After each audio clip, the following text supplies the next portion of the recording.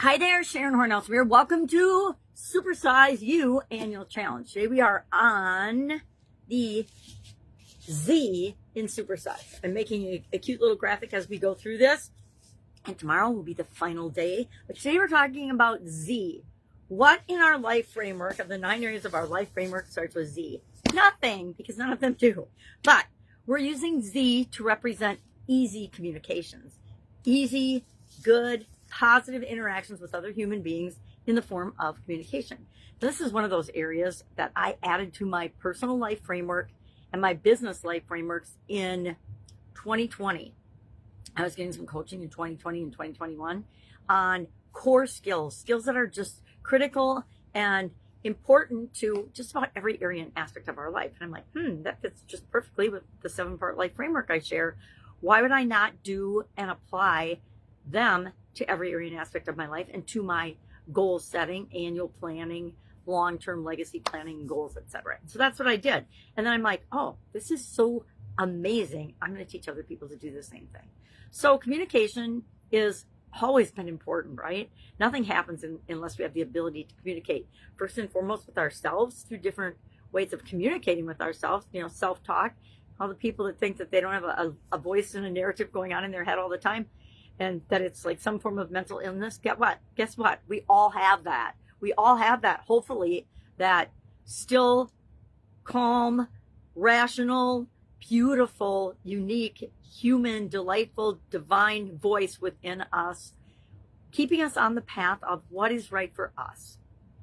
I don't want to get down a weird rabbit hole. I had a huge conversation with my daughter yesterday about all the craziness that's going on in the state of Minnesota. Now, we live in a border town, like on the border of the Twin Cities, and we've always felt like more Minnesotans than Wisconsinites. So it's impacting a lot of people that we know, a lot of our friends, in positive and negative ways. And what I was trying to talk to her about is how we communicate with ourselves about it, how we think about it, has more to do with the situation than the situation itself. And that's true of anything, not just the craziness and the politically charged environment that evil is trying to create to impact all of us. And I don't usually say that part out loud, but I'm going to say it out loud in this community.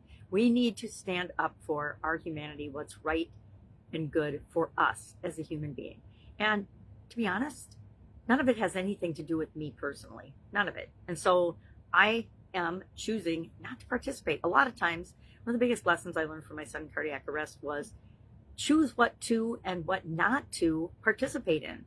Choose what you will and will not allow. Choose what is right for you, and let other people worry about the stuff that isn't for you at all. If it feels bad to us, it's not right for us. If it feels good to us, it probably is right for us, depending on where we're at any given time. What's right for me now wasn't right for me 20 years ago. What's right for me now wasn't right for me 40 years ago, 50 years ago, 60 years ago. I could keep going, but I will stop. So today we're talking about communication. We're thinking about communication. We're asking ourselves, how does communication, my ability to be a great communicator, either enhance or take away from me being the best possible version of me showing up every day and positively impacting the lives of others? Because I'll tell you right now, if you are not a person that wants to positively impact the lives of others and set a good example for other people, I didn't say set an example, I said set a good, kind, loving, positive example for other people, then please quit the challenge right now and stop listening to me, because that is core and central to my being. And I think we're all here to be the best possible version of ourselves and to make the world a better place. And if that doesn't resonate with you at all, then please don't listen to me. Find someone that you do resonate with, you can relate to, that you can look up to and interact with and learn from. Okay, now let's talk about today's lesson. So what are some ways that communication and our skill in communicating positively or negatively impacts the course of our life? Well, I'll tell you what, it affects every area and aspect of our life. I cannot think of an area of our life that isn't impacted by communication. What are some ways that we can, and what are some things that we'll talk about when we focus on the area of communication for a month? Active listening. this is a lifelong challenge for me. I come from a family of talkers, not necessarily listeners. And everybody wants to be the loudest in the room, right? Including me sometimes. I've learned to observe that now more than participate in it.